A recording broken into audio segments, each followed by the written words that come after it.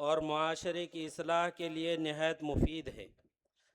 اگر ہم سب اخلاص کے ساتھ ان باتوں پر عمل کرنے اور دوسروں تک پہنچانے کی کوشش کریں تو انشاءاللہ معاشرے میں اچھے اثرات مرتب ہوں گے۔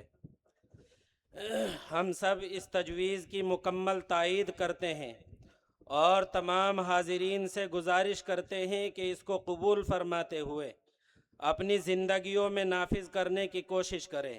اللہ تعالی ہمیں اس پر عمل کرنے اور دوسروں تک پہنچانے کی توفیق عطا فرمائے، آمین۔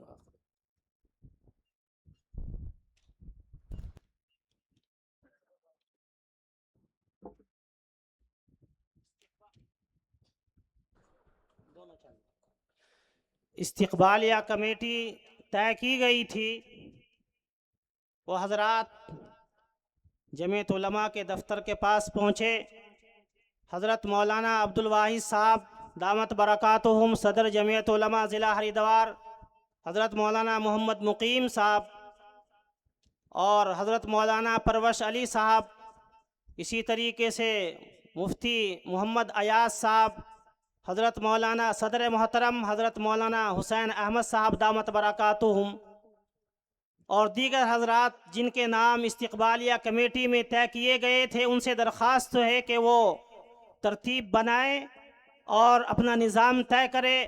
ہمارے حضرت صدر محترم دامت برکاتہم انشاءاللہ بہت جلد ہی تشریف فرما ہوں گے۔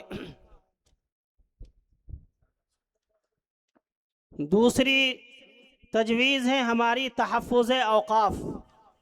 جن مسائل سے اس وقت پورا ملک اور خاص طور سے ہمارا صوبہ بہت زیادہ متاثر ہے، اس کے لیے میں دعوت دیتا ہوں مولانا محمد مقیم صاحب صدر جمعیت علماء ضلع نینی تال، وہ تشریف لائے، تحفظ اوقاف کے عنوان پر تجویز پیش فرمائے۔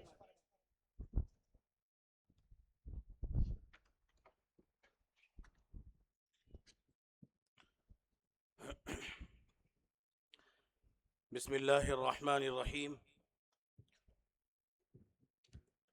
تجویز